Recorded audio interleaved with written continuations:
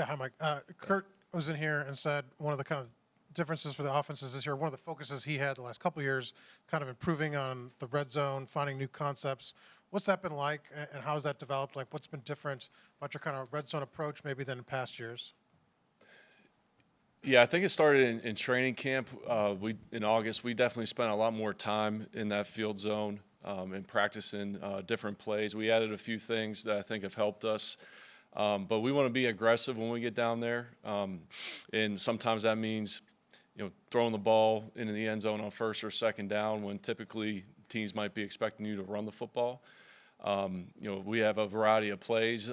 We still RPO, and then I feel like we've stuck to what we've done well with the personnel that we have here, and find ways to create matchups down there that are favorable for us. You talked about RPOs there. I mean, it's a little bit simplistic, but just how important has Curtis been in terms of the trust you guys give him? I'm not asking for like maybe a percentage of plays, but it just seems like more than maybe most quarterbacks, he's getting the option pre and even post snap to kind of decide what happens, what play is run. Just how important is how has he earned that trust, and how important is his decision making in those moments? Yeah, I would say he earned the trust since he got here in January. He had some experience with it at Ohio as well. But just the amount of reps that we accumulate on those throughout spring ball and then into training camp and throughout the season, I feel like he's become really comfortable with all those things that we're asking him to do. And then his decision-making has been, obviously very on point throughout the whole year. He knows when to hand the ball off. He knows when to give a receiver a chance. He trusts some guys to win versus man-to-man at times. And, he's just very smart with the football. And each and every week that we've gone through the season, I feel like, he's felt more comfortable with it, and definitely has gained our trust from a very early stage in practice. Hey, Coach. Notre Dame's played well on defense this year. Talk about facing what you've seen on film, and do they remind you of anybody you guys have played this year? Yeah, they have really good personnel. I would say their personnel is going to be very similar to the Michigans and Ohio States, and we've seen countless other good players throughout the year, whether that's in the secondary or on the D-line, linebackers. But they're going to be up there with the best that we've played. They play really fast. They keep you off balance. They don't make anything easy for you.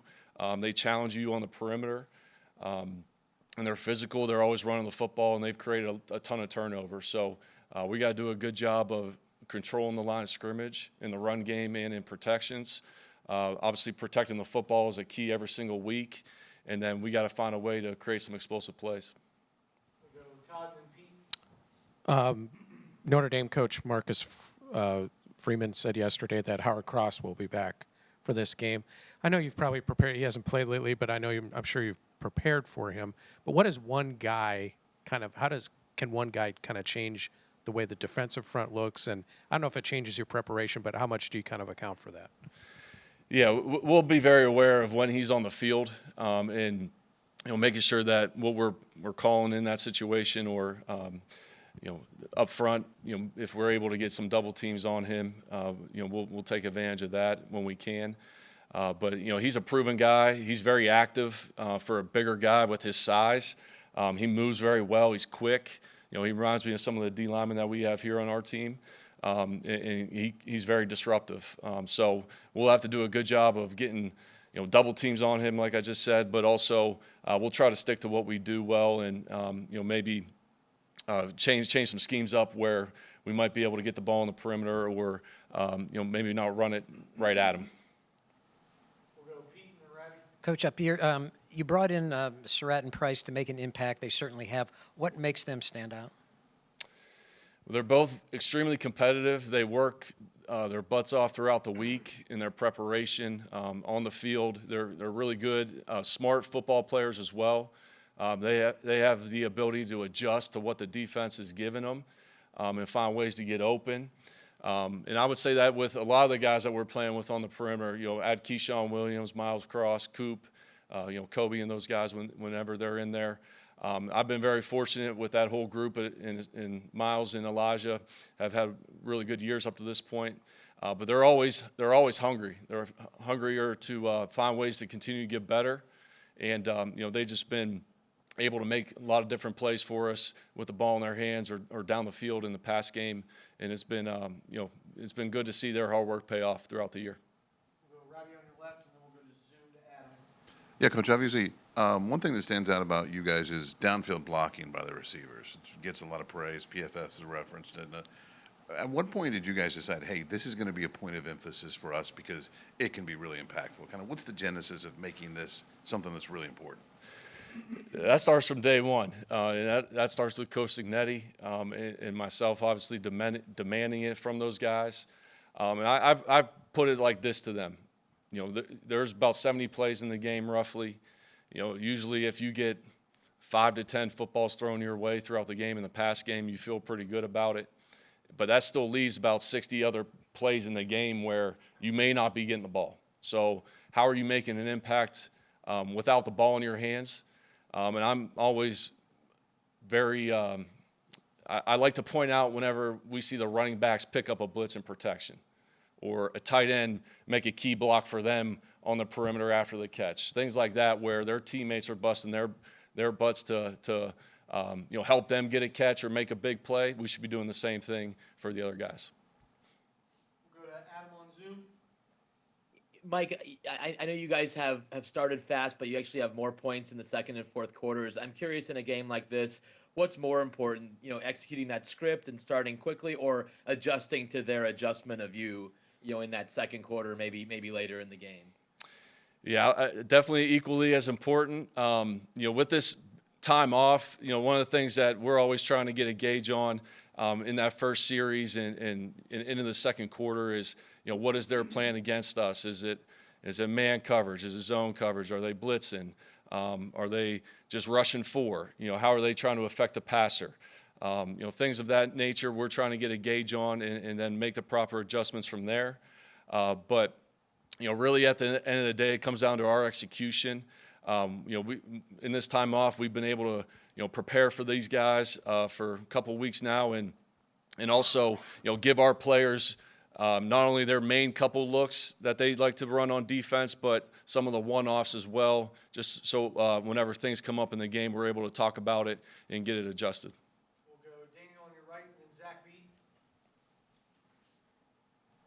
Yeah, Mike, I want to see you mention OSU and UM and just how challenging whatever it was. Just like when you look at Notre Dame, what have you guys maybe learned from the two challenges then that you might change here this week?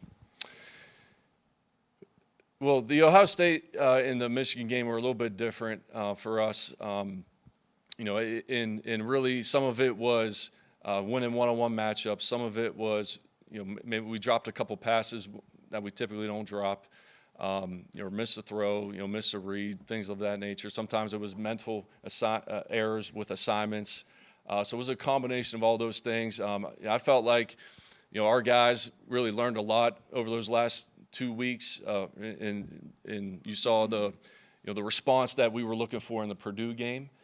So I'm looking forward to carrying that over from what we put on tape against Purdue, and learning from those past experience against Ohio State and Michigan, and being able to go out there and execute at a high level on Friday. Zach B front right, and then Jack, and then Seth. Coach, on that Ohio State game, what are some of those things that you guys learned from yourselves in that road and hostile environment, and how prepared do you guys think you'll be for that in South Bend?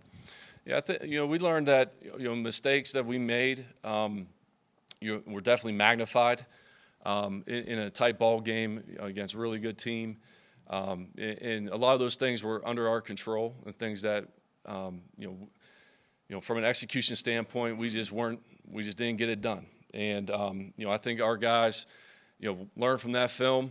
The crowd noise did play a little bit of a factor in that, but at the same time, we're ready to respond and get another chance to play in a big-time atmosphere like we will be in on Friday, and prove that wasn't us in some instances, where we fell short against Ohio State. To your left, Seth, and then Jack. Yeah, Mike, Zach Horton can be kind of an unsung hero in the offense at times. I mean, in terms of snap count, one of the higher usage tight ends in the country. What makes him such a valuable piece to your offense? Yeah, he brings an edge. He brings some toughness. He's a guy who's very detailed.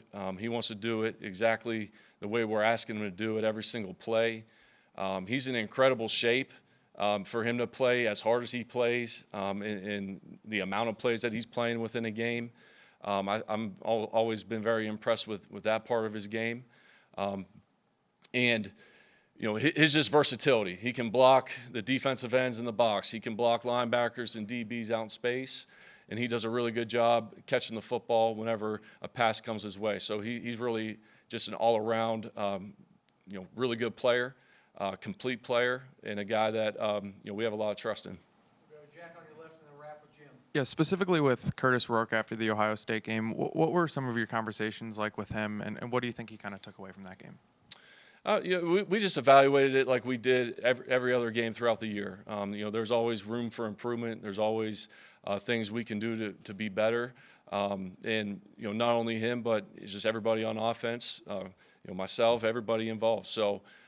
We just evaluated it really closely, learned from it, and moved on. And I think, like I said just a little bit ago, you saw the result that we had the following week, and the response was everything that we wanted it to be. But that was in the past. Now it's all about us being able to go out there and do it all again this Friday.